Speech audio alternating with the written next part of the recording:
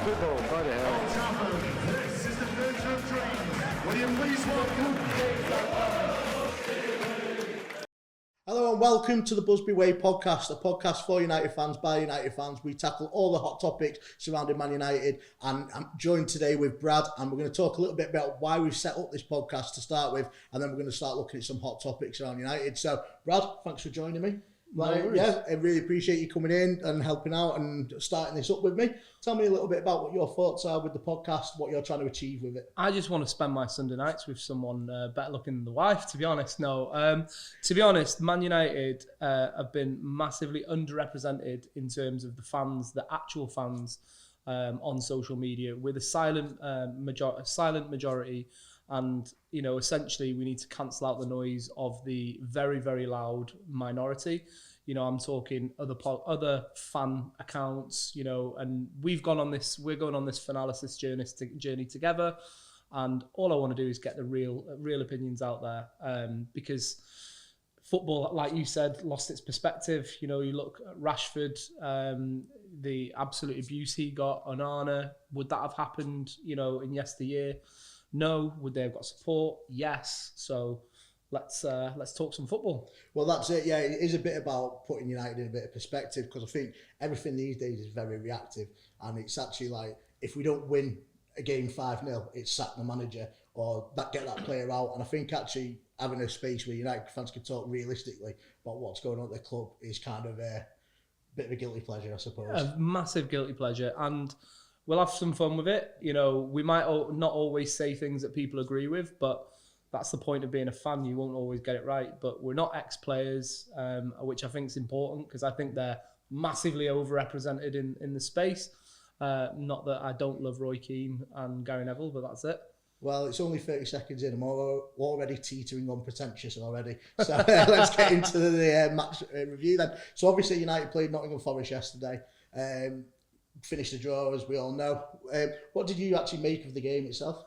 I thought, bar a 2-minute absolute meltdown in that second half, which we recovered from, which we wouldn't have last season, we played well. Bit of luck in the first goal, or lack of VAR intervention. There's been a meltdown about that. But we recovered, and we got the goal, and we looked like we were going to get a goal, which is good and progress. Yeah, I think it was a bit of a reality check yesterday, because obviously I'm as giddy as every other United fan when we win 3 in a row. Everything's golden, the roof's fixed, Fred the Red's a millionaire, everything's amazing at United. But obviously we're not that club at the moment. No. We're not that club who are challenging for the league or anything. So to win 3 in a row is really good, but I think we all had the lofty ambitions of winning 4, 5, 6 and just going unbeaten for the rest of the season. I think yesterday was a bit needed just to kind of go, yeah, we are making progress, but it doesn't mean that everything's golden. But James, that's the acid test of a real fan. If you can't be happy when you win and think you're going to become world champions, then what is the point? Yeah, what's the point? Hope. It's the hope that gets you. The hope's back, which is good. It's not faded because of a draw. But yeah, it was a bit of a reality check, but we go again against Spurs. I like that you're saying the hope's actually back, because I think it does show progress points from last season. Last season, if we'd gone 2-1 down to Nottingham Forest, right, here we go again, right, TV's off, or leaving the ground, we're going to go to IKEA or something. But this year, like, right, who's going to bag us the equaliser? Who are we going to go on and win this match? And genuinely, yesterday, I kind of believed that would happen, and it did. So does that show to you, like, progress for United? Real progress. I think last season, if Bruno hits the post like he did yesterday, I think in my head, that's the last chance we're going to get. And it was like a half chance. But the lads just kept pushing. I mean, it's not perfect. We didn't get enough crosses into Sesko, but we still kept going and we kept pushing, and we got the goal we deserved. We should have had another, but, you know, can't have it all. Well, that's it. And I think as well, football is a funny game. Obviously, Sean Dyche is there, come in at Nottingham Forest. He was never going to make that game easy for us. Nottingham Forest got new manager bounce. They're playing at home, and obviously they're just a bit of a tricky team to play. Obviously, it's a different Nottingham Forest to who they were 6 weeks ago when they were losing every game by miles. So I think Sean Dyche is probably going to get them sorted and get them up the table. I think so. I kind of liked what you did on TikTok, pork pie versus piri piri. Yeah. But to be honest, Sean Dyche is a very underrated manager because he plays the way he plays. You know, I think Arteta's taken some lessons from Sean Dyche. You know, that's what I think's going on. Especially with the haircut, he should definitely get it big like Dyche. 100%. But that was it. I think when I said yesterday that Amorim v Dyche is like a pork pie versus peri peri, that was in no way insulting to a pork pie. If anyone appreciates a pork pie, it's me. Exactly. But I just feel like that's his kind of no nonsense kind of gruff. We'll fight them in the middle of the park and we'll battle hard, and I think that's what that is. His kind of style. Yeah, I think so. And like what I found fascinating about yesterday is that, you know, we didn't lose the battle in the middle of the park. You know, Shaw continued to drive in. Casemiro had a great game. Bruno controlled things. But in we weren't being bombarded with long balls. You know, we weren't. It was a good game of football. It was a close game of football. It was a hard game. And you know, we come away with something, you know, which we wouldn't have last season, which, you know, I like to say progress, but that's what it is. Yeah. Well, that's it. I thought that going into the game yesterday, I was a little bit cautious of it. I was like, we could lose this game in the middle of the park. And obviously Casemiro, there's the leave the football for the football leaves you quote and all that. But he seems to have been like reborn this season. And I felt like yesterday he had a bit of a stand-up game, because them kind of games against these kind of what are called lesser, tougher games, you think maybe he might get a bit caught out with him, but he just oozed class. And he actually like pretty much ran the show. Well, before last night, he had more goal contributions than Mo Salah, so that was decent. But Casemiro, the football has not left him. He is a top player. You know, obviously he had his troubles, but United had their troubles. You know, you could have got 6 double-decker buses through our midfield last season. He's not covering all that ground himself. We were open. You know, the tweaks that have been made in the team are the defenders are being more aggressive and pushing in, and the extra legs in midfield are helping. And Casemiro is controlling the game with his passing, which is good to see. Yeah, and I think that goes back to what we said before, that everything is so reactive and instantaneous. You have a bad game against Fulham, and all of a sudden you need to live in a retirement home.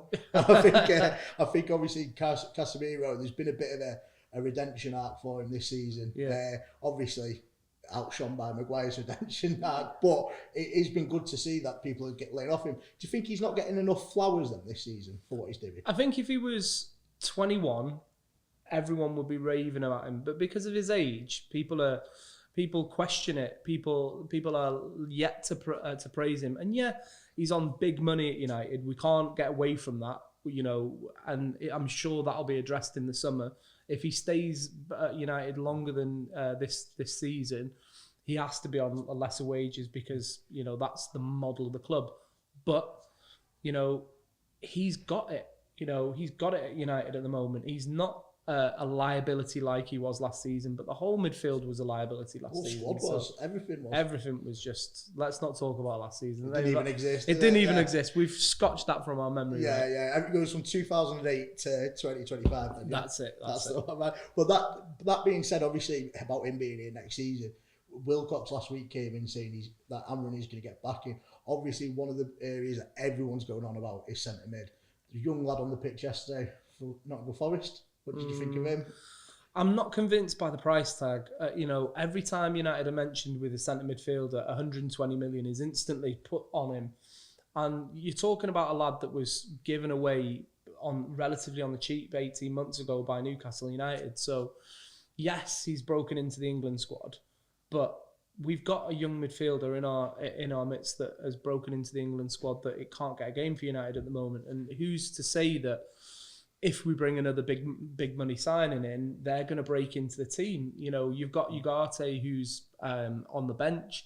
You've got Mainu. You've got other young players that we've got in and around the club that are going to come through. You know, Sekou Kone was really unlucky with his injury early on in the season, and if you watch that lad play football, you know that he's going to have his chance sooner or later, and he's in a very similar position. So, yes, I think we need to buy, but I don't think it needs to be at the high-end market. Yeah, and I think Jim Radcliffe's got that about him where he's spending a bit smarter. Yeah. I think we could have ended up spending like 120 on Believer in the summer. And yeah. You look at him now, and I know obviously he might have spat his dumb out not to go, but it looks like, do we want that kind of player who's going to not get his own way and just kind of spit his dummy out a little bit? So it feels like there are options out there, but I think for United going forward, we're not going to spend. I think the days of us spending ridiculous money on players like that are probably long gone. I'd like to think. I hope not, because there's always exceptions to the rule. You know, there's always players who are worth that money to come in. Obviously, I'm glad we weren't in for Florian Wirtz, for example, but you know, people of that, I don't know, some guy that's got no assists and no goals in 9 Premier League games. Anthony had a better record than him, didn't he? I think he did. How's it going for him over in Betis now? Amazing, he's the next Wirtz apparently. Yeah, he's ripping it up. He's doing them little circle stupid things. Yeah, the fidget spinner. But we definitely need a midfielder. We need to be able to drop that money on it. You know, Caicedo, who was bought from Brighton, that wasn't 120 million poorly spent, was it? He's, if not one of the best midfielders in the Premier League, and there is value in that market. You know, Declan Rice went for 105. So if you can get the right body in, you know, I want the club to be spending the big money, but it has to be for the right type of person. Yeah, and I think that's what I was getting at, is like, hopefully that days are gone where we're spending big money on players who aren't going to achieve anything. And there's a lot of players who spent money on going, God, we paid massive United tax on that. But you hit the nail on the head with Belieber. He spat his dummy out, so that means he's not the right player for the club, unless there's something else going on there, which, you know, nobody's going out and saying. It seems like that, you know, their manager substituted him quite a few times early on, but he seems quite a switched on bloke. He doesn't seem like he's a drama queen. You know, if he'd have done that under De Zerbi, for example, you know, he'd have ended up in off Brighton Pier. But that's it. And I think it's with Amorim, he's done such a great job at getting rid of this bomb squad and creating this ethos in the club. I think getting the wrong players in now is going to be absolutely a hammer blow. Exactly. But I don't want to talk too much about players who we're looking to get in. I want to talk a little bit, go back to yesterday's game, because we did have a good performance and we stuck with the same starting 11 for the first time in Amorim's 10 year in 1 year. Do you think that 11 yesterday was like our strongest team? Definitely not, because Diogo Dalot's in it, and let's face it, he's not a left wing back. He's barely a right wing back. I love Dalot in a 4-3-3. You know, he's a great right back in a 4-3-3, but this isn't a 4-3-3 team. And he's not good enough going forward on the left-hand side in particular to warrant being in the team for too long on that side. Obviously, you've got your Africa Cup of Nations coming up and he'll switch to the right-hand side when Ahmad's out. But he cuts inside too much. He passes the ball back, and Dorgu has got more of a cross in him.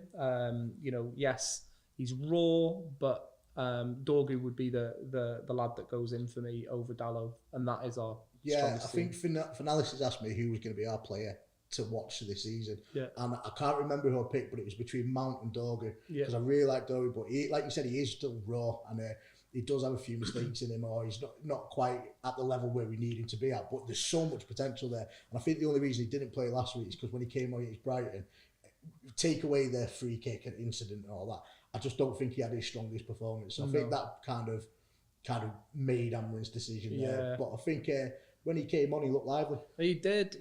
You know, just going back to what you said, my one to watch was Onana. Just watching him go on the plane, him go on the plane.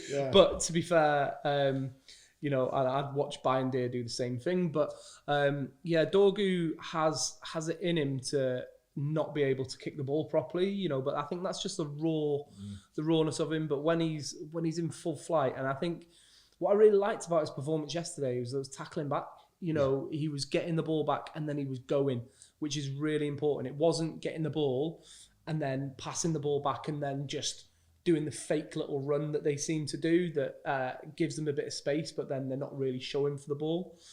He's not quite the same player, but he reminds me of Raphael a little bit, where he's just like getting stuck in. He's dead hard to handle and stuff like that, and he kind of causes a few issues. How good would he be in this formation? Absolutely. I mean, to be fair, we could spend the rest of the podcast just picking ex-players, but I think Dorgu, he does have something about him where he's like, and bear in mind how young he is. Like, he is definitely one for the future. So I think this season he's going to be bedding in, and I think obviously got that Diego Leon as well, who's probably going to come through, and he's looking good in the academy.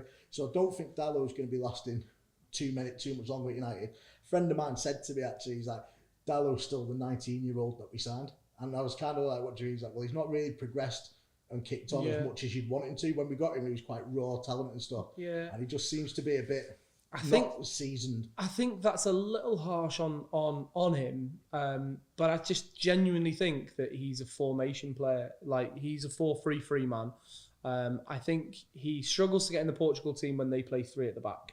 And he struggles to hold down a place that's not right back.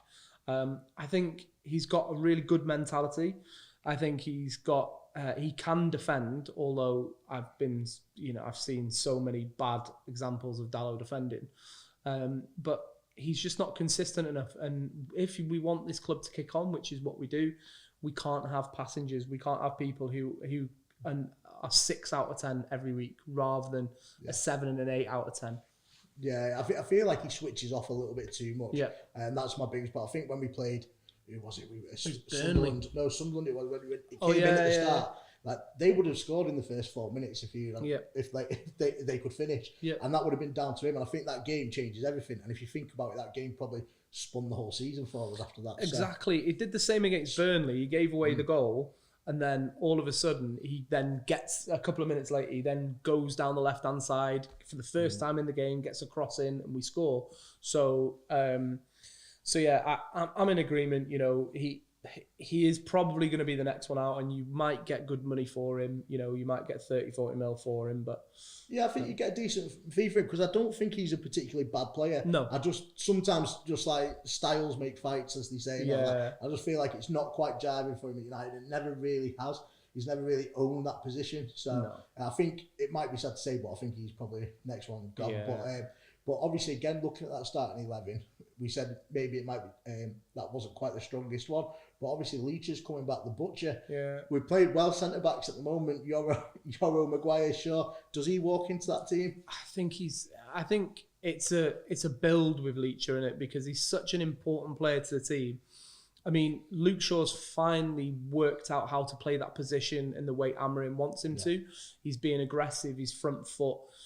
He's stepping into midfield and then he's going again and getting his crosses in and things like that. I think his tactical now has caught up with his heart. I think we played Chelsea and he was just everywhere bobbing on. Yeah. It seems like he's maturing a little bit in the season, getting a bit more understanding. Definitely, but the Butcher is definitely the number one in that position when he comes back, and he has to come back into the team because he's so important. He is a better tackler than Luke Shaw. I just find him more of a leader as well. He gets behind everyone. And he go like the third game in, we play Liverpool, if you remember his first season. And he's every corner throwing his high five, and he's getting everyone G'd up. And I do like to see that. I like that. I mean, it does rub off on some players, and Dalot does do too many high fives for me. He does more high fives than defending. But the Butcher, he can do it. My issue with him though is like it's got to be softly with him because you know how many bad injuries has he had. He was itching to come over the weekend. Amorim said that he was asking. I just feel like he's like Scrappy Doo. He's like training on. Let me at him. He was asking to come and play, but like Amorim's saying, no, you need to take your time. He's just got the Gabby Heinzer about him, and he's you know obviously he wasn't a legend because he wanted to go to Liverpool, but that's where we're at. He's got it. Perfect. So obviously then that starting 11 yesterday, pretty strong. We've got a good couple of players coming in now. But I think one of the players I thought yesterday got a bit of heat that I felt a bit undeserved was Lenny Yoro. I don't think it was his best game for United, but I think for me he's been probably our most consistent player this season. And I'm not saying best, I'm just saying consistent, where he's always reached a certain level. And I felt yesterday he probably dipped a little bit, but I think he got a lot of slack online, and I just felt like he is a young kid, and the level he's playing at is unreal. Yeah, like I think people should go a bit easy on him. Do you think we forget with some of these players like that they are quite young? Well, we think of the fee, and then we think, he's a United player. He can take the heat, but essentially he is one of the best young defenders around. He has got a little bit of a mistake in him, but he uses his pace to get out of trouble. I think he's adapting from a French league where there's not a lot of aerial, everything seems to be on the ground. There's not a lot in the air. And that seems to be sometimes his weakness where he mistimes his jumps for crosses and things like that. But I definitely think it's an overreaction because he certainly wasn't the worst player on the pitch. Yes, he made a couple of mistakes, but I thought with the ball, he's absolutely brilliant, and we've got to nurture that. We've got a centre-back there for the next 10, 15 years if we look after him as well as we should. And he'll win lots of things at United, no doubt. That's it. Like you said, he is quite young and he isn't quite as aggressive as he probably could be. Coming from that really aggressive French league, he's never needed to be. But what I think is, remember Valencia when he was injured for ages, and then he came back and he just looked like the Incredible Hulk. Yeah, I think obviously, out, didn't he? Yeah, he was massive. Like his shirt was ripping, I swear. But I think Lenny Yoro, as he gets older, he's going to kind of build up a little bit. I think then we'll see a bit of a different beast to him. Yeah. But like I said, at the moment, he's just like kind of learning his trade in the Premier League. But the level he's at is unreal. I think the comparison to Ferdinand is there, isn't it? Because he seems to have Ferdinand's build at that age. Ferdinand didn't really fill out. He didn't fill out until his mid-20s, and then he sort of picked up from there. But he's definitely got it on the ball. He's quick. He reads the game well. I love what he can do with the ball. I thought if I could criticise him for anything yesterday, it'd be he didn't use his long pass. I think he's got to switch the play a little bit more often. But that'll come. I certainly didn't want to criticise him after yesterday. Definitely not. So I think yesterday, to be fair, for me, bit of a reality check, and it was kind of a bit of a grounding game, but I think it's not all lost just because we didn't win. Exactly. I think you can't win them all at where we're at and where we're aiming to be. And just because we won 3 games in a row does not mean we were going to be winning the league and stuff. I feel so. But it was nice to be second for all of 15 minutes. 15 minutes we were second. We had that was our title charge. Yeah, that 15-minute title charge. Well, I'm going to the bus parade on Monday. We're at Deansgate if you want to. Yeah, mate, I'll jump on with you. But I think it's just nice to have our reality check being a draw. Yeah, do you know what I mean? That's what I was saying. Last year we would have. After we conceded the second, we would have gone for a third, been terrible, and conceded exactly. one. So, and we need to get one over on Spurs this weekend. Well, that's we need what to I was get coming to. I feel like Spurs have had the opposite of our season. They started off really strong, new manager bounce. Richarlison looked like the second coming of Pele. All this great stuff was happening, and they've kind of dipped, whereas United have kind of come up. And there is obviously a bit of revenge in the air after Bilbao last year. Exactly. But how do you think we're going to fare against them? Well, I watched the game yesterday, and Chelsea, they made an average-looking Chelsea team look really good. Chelsea, for the last few weeks, have struggled. Garnacho has struggled, which is great to see. I'm not going to lie. But, I think they flatter to deceive, and it might just be a bridge too far for Thomas Frank. I think they've brought in a load of different players. I like the look of Xavi Simons, but he doesn't seem to be. He kind of Nkunku started the same way. Nkunku looked really, really great coming from the German league, and now he plateaued a little bit. So I just don't know how it's going to fare for him. But I think what we definitely need to do is be really, really aggressive. Make sure Mickey van der Ven doesn't run through the middle of the park with the ball and get a few shots off, because that keeper's bobbins. Yeah, that's it, exactly. But I don't know if you saw it after the game yesterday. Thomas Frank came on the pitch when the play's coming off, went to high-five him, they kind of blanked him completely. They blanked him. And I think that shows where United are at, or Tottenham are at. Like I said, they're at an impasse. United have now got a really good ethos where all the players seem to like each other and the manager likes him, even though he said sometimes he hates them. Yeah. But it just felt like that wouldn't happen for United at the moment. But does that say anything that's underlying at Tottenham, do you think? Or do you think that's just a couple of young players pissed off? Well, if you think about it, look at Tottenham's recruitment over the last 5-6 years. It's been by multiple different people. They were kind of in the trap that we were in, where we were just going. They were shopping from the lower end of the spectrum. Jed Spencer's a good player, by the way, but clearly that's not the right way to treat your manager going off the pitch. I think the other one was Mickey van der Ven, but he was the previous manager's signing. He's obviously got a big price tag. He'll probably get a good move in the summer, because he's not going to stick around with an empty trophy cabinet, is he? No. Well, a little bit empty after the cup that we don't mention. Yeah, what cup? But yeah, I think Tottenham next week again. It's one of them. I can't see us not turning up for that game. Yeah. I feel like we turn up more for the bigger games and the bigger occasions, and I think Tottenham will see it as a big occasion. Obviously, going to their ground, they've got a terrible record at home at the moment. Yeah. So I think turning up against them, I think we'd do a number on them. I remember I went to the when they were playing at Wembley. They'd lost a few games there, and I went. I got a ticket. And we were down 2-0 after like 20 minutes. It was I think we conceded after a minute. We did. I remember watching it with a Tottenham fan. Yeah, Christian Eriksen, exactly. and that was back in the Bailly days where absolute head case at the back.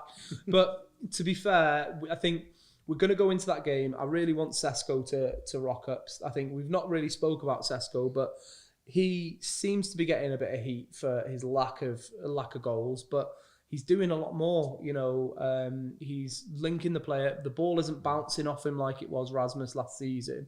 He seems to be, the combination play with Cunha is really up there. And I think the goals will come. The crosses have to come for him to get goals. Yeah, I feel like he makes the right choices as a striker, whereas at times last year I'd look at Højlund and he'd just be pulling shirts with defenders for no apparent reason. Yeah. And then I remember a couple of games of Everton, it's like, when the ball goes across the 6-yard box, he's on the penalty spot. When it's on the penalty spot, he's on the 6-yard box. And just everything wasn't quite there. But I think with Sesko, he seems to be more intelligent with his play. Yeah. He's got good feet as well for holding up the ball. It's not just about headers and flick-ons and stuff. But I think that kind of leads me a little bit to the next kind of topic there. Because Amorim does change his formation a little bit. Yeah. And he is quite known to pull a few rabbits out of the hat and stuff and raise a few eyebrows. Do you think there's an argument to say against Tottenham we should maybe start a little bit more like we did against Liverpool without Sesko starting in the front three? Do you think there's an argument for that, or do you think just go at him? I think you've got to do something about Van de Ven. Like it's different against Liverpool because Van Dijk, yes, he comes out with the ball at the back, but he's not that quick. And ultimately, you need to make them go the other way, right? And the way to pin Tottenham back is to have a centre forward on the pitch. If you're going to let the centre backs dictate the play and push high on Cunha and Mbeumo, then you're kind of losing your tools there. I don't really think he's gonna drop Sesko. He may do. I might be completely wrong, and we win the game, but. I think you've got to play Sesko in that game. I can't see it personally, and I wouldn't say drop him, I'd say rotate. Yeah, rotate. There we go. I think it's very political of me to say, but I think as well, that's where we're at as a club. We haven't got a full in-depth squad that we can rotate players, but we do have more tools to add at our disposal this season. I feel like it's like if we want to play. We just had tools last season. Yeah, exactly. Yeah, freaking tell me about it. So it feels like we could make different choices and more interesting ones. So obviously Tottenham coming up. Then what we're thinking result wise. My staple prediction is 3-1. I've noticed that. 3-1 or 2-1, but it's a tough one. Look, you go away to Tottenham, I'd be happy with a draw, but I think 2-1, 2-0 United. Well, that's when I was on Sky and we looked at United's fixtures, the next 6 ones starting from Liverpool onwards. Yeah. And they were asking me win or lose for each one. Said Brighton would win. They were like, really? You're kidding me? And then obviously I said Tottenham would win, and they were like, really? You think you'll beat Tottenham? And I was like, they're not some juggernaut of the English game. Like they don't have the superpower. Yeah, exactly. And they were like, they beat you last year. I was like, but that was two different, different manager, different setup, and it seemed laughable, literally laughable to the presenters that I thought we could beat Spurs, and I just don't get. I can get it going, it might be a tough game, but to be like, as if you puny humans could beat the immortals at Tottenham. But I think that's kind of more about the presenters, isn't it? We get that when we go on Sky. It's good to, you kind of, what you're going to get with Charlie Austin, and what you're going to get with Jay Bothroyd. I think Jay Bothroyd's a little bit fairer. Yeah. Charlie's a little bit more in the clouds. But I think we're definitely going to turn up against Tottenham. Yeah. Tottenham... The record for Man United over the years against Tottenham, and they are Spursy. They had that great start. Now they're starting to slip away. We're on the other way up. And have they got a midweek game? Yeah, they're in the Champions League, aren't they? So they're gonna have to go away and do some hard work. Whereas we can prep, so I'm so glad we dodged that bullet. Yeah, exactly. Don't want to be playing Champions League. Well, yeah, exactly. We're not playing Champions League for the first in ages. To Europe, be fair, though, I think it's a bit of a godsend not getting Champions League, because I think I don't think we've got a squad enough to deal with Champions League and Premier League this season. And I feel like as much as that's controversial take to say, I'd rather be in Champions League and compete than be in Champions League. Let's have it right. It's a problem you'd want to have, though. Of course, it's a problem you'd want to have, and I think the players would learn quicker on the job if they've got more games to play. Yes, we haven't had this luxury, should we say, of not being in the Champions League or Europe for a while. And you could argue that it gives us a better chance of competing in the league, which it will. Will it guarantee us top four? I don't know. I think we're going to get the top four. And who knows if Arsenal slip up and go for a title, but there we go. But I genuinely think that I would definitely much prefer being in Europe and having the problems Tottenham have. But I think you're right. This squad, they couldn't handle it. This squad, this thin, couldn't handle it. We've definitely not got a squad big enough to handle 2, 3, 4 competitions. Personally, I'm just enjoying catching up on Corrie. So, perfect. So, obviously... What's happening is Rita's still alive. There's loads. I'll tell you off there, honestly. Yeah, that and the hot pot, there's big storylines going right, on. Okay. Massive. So, so I think, like I say, I think we... Obviously, I'm saying it in hindsight because we're not in Champions League. So and I'm trying to put a good spin on it, that potentially it was good for us not to get it. But, obviously I want to be in there playing these games, especially the new format.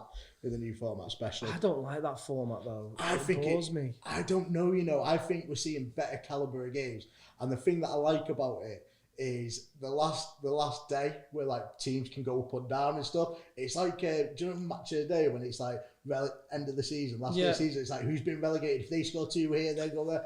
I like that. I've got a bit about it. I get that. I liked last season the amount of top quality games. It seemed like from week 1 there was just lots of good games. But I think I got fatigued with the Champions League at the end of by the end of the season. I think there was just a bit too much of it. I think but football's a bit like that now, isn't it? There's a bit too much of. Yeah, it's very much turned into that Mitchell and Webb. Watch the football. The football's on. Yeah, but I feel the only thing I'd say with the Champions League is it does feel like it's spaffed its load a little bit when you're watching Liverpool, Real Madrid like week 2. Do you know what I mean? That should be a semi-final. Or the Trent derby. I can't wait. Do you think he gets booed? Do you think he gets booed? Praying for because apparently you never walk alone. Never walk alone. Oh, he's scoring a banger, isn't he? He's scoring a banger. And does he celebrate? Does he celebrate? Does he do this? Every bit of me praying. Do you know what? But you know that's not going to happen. Yeah, I think he scores. He kisses the badge. What odds do you reckon you get on that? If he scores and kisses the badge? Oh, mate, that's some real odds. That's I would love that. Like, honestly, that was like David Beckham levels of hate 1998. Oh, I just drink the tears. I mean, we've had plenty of Scouse tears over the last few weeks. It's been good to see. Yes, they won a game this week, but did you see it? No, the keeper just literally passed it to Salah. It's like they took pity on him. Martinez, he took pity on us at the end of the last season. And just decided to get himself out of the Champions League. That was it. Cried for a move and didn't get it. Yeah, that's it. But speaking of Liverpool, obviously I want to go into a few hot takes here. Yeah. Obviously, just to kind of hopefully open up minds to new ideas about Man United. But this season, obviously, it's been a big season so far for United. Not so much for Liverpool, like we said. But could you argue that De Ligt has had a better season than Van Dijk? Van Dijk has had a dreadful season. De Ligt is, how De Ligt isn't going to be picked in front of Van Dijk for the Netherlands, I don't know. Van Dijk is showing his age. I think, to quote Jamie Carragher, I think the football's leaving him a little bit. That means he's going to be amazing in 2 years. That means he's going to be amazing in 2 years. But, he does not look the same player as he did last season or the season before. He seems to be also going in on everybody else apart from himself. he's not looking in the mirror and seeing, you know, the twerking, because that's all we're seeing, you know? Yeah, but I think less about him, but more about De Ligt being good, because I think he's been solid all season, and it baffles me how he's going under the radar as like one of the best players in the league this season. For I me. like it though. I like it though, because it just means, and he's quite a quiet, like he seems to have a voice on the pitch, but he was mocked for the amount of big clubs he's been at, and then he rocks up at United and everyone's thinking, oh, this Bayern Munich's got one over on us. But I think we've got, what was he, 35 mil? He's a great signing. I can't believe the fee we got him for. Like, 35. How old is he? 24? Yeah, 24. I think he's 26 now, 25, 26. But, you know, Mazwari and him for what was it, 45, 50 mil, it's nothing, you know. It's a steal, isn't it? And I think genuinely he's been solid, and when he steps out of midfield and he steps out of defence into midfield, he just owns everything. Yeah. I've yet to see a player take him apart this season. No, and he's got that recovery tackle on him as well, and he when we're being attacked down, especially the left-hand side, he gets across incredibly well, and he just goes through, which is what you like to see. Yeah, exactly. Yeah, he got a proper tackle on him. Exactly. No pun intended. But yeah, so, it's like the Pally thing from MUTV. Like. Got a lovely cock on you, as he said. Just wait, I'm going to be scrolling through the comment section now with that. But yeah, so I think De Ligt has had a mint season, and he is looking like that. But I think obviously I want to go into a few more hot takes for this year as well. Lenny Yoro is going to be the best centre-back of the Premier League over the next 5-6 years. What do you reckon? I think it's very early to say, but I'm a diehard United fan, and I think Lenny Yoro will be the best defender in the world in 5 years' time. So. And then do we keep him, or is he going to Real Madrid if that happens? No, he can't go to Real Madrid. I don't think he'll go to Real Madrid. I think he stays at United. I think, you know, where this club's going to be in 5 years' time, you're going to have the new stadium. Hopefully you're going to have, you know, back-to-back Premier League wins and Champions Leagues and all those types of things. Here's the hope. But he's the type of player that you build a team around. And I think he's here for the long haul. He's only 19. He's got years ahead of him. You know, if we sell him, let's do what Real Madrid did to us. Let's sell him when he's 28 to Real Madrid, like they did with Varane. I'll take that. Let him go to Madrid when he's 28. Perfect, fair enough. Then obviously as well with United as well. So over the weekend, you did mention it before. Garnacho had a bit of he's having a bad, to say the least. Couldn't have happened to a nicer guy. Yeah, what is it about Garnacho that's like stopping him from kicking on? Do you think? Because it just seems brother. like. Well, yeah, because his brother's age. His brother, his betting accounts, you know, cut that bit. No, really, I think it's the ego. I mean, you look at the celebration when he gets his first goal. He goes and sits on the advertising board like he did United. I think he is not humble. And I think, you need an arrogance about you, but you're not Cristiano level yet, you know? And I think he's always seen himself as Cristiano level, but Cristiano wasn't arrogant when he was 19, 20 at United. He was just, he was humble, and he worked hard. And I think he put the graft in. He put the graft in, and he got, let's face it, he got the shit kicked out of him in the Premier League. Could you imagine Garnacho in the Premier League when Cristiano was about? No. Absolutely no chance, you know? Not a chance. He landed up like the fella from Misery. There's not a chance. I don't think you could hack it. But I think obviously there was a bit of uproar at the end of last season. This was before the Aston Villa tops and stuff, saying a good manager gets him playing well. Do you think there is a manager out there who would make him play better? Because I just feel like he's just letting his career. I don't know if it's sour grapes. I feel I've gone in on him too much because he's a young kid, right? And I was super sad when he went because it meant that we'd failed, right? It meant the club had failed, and I think the issue that we've got with Garnacho is that he wasn't living up to performances, and he was doing things that the fans didn't like, but then there was no protection for him. There was nobody at that club going, look, you're being a bit of a dickhead. The fans don't like this. Knock it on the head. Knock it on the head with these posts.